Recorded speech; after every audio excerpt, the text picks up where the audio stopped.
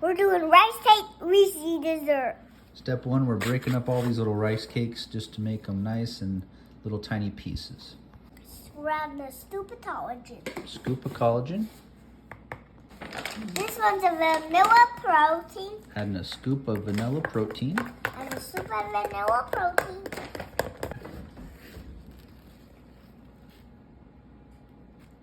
You gotta mix it up nice and good.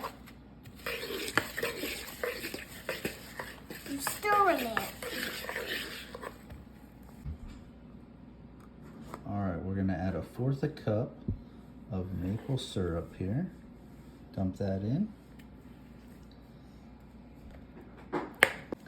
Then we're going to do 1/2 cup of peanut butter, so 2 of these 1/4 cups. So dump that in. And then we'll do 1 more of those. We mix it all up.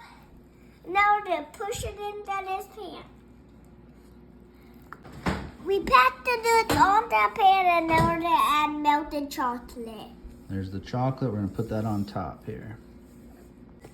We're going to put a little pinch of salt on it and then put it in the freezer. Okay, here I go.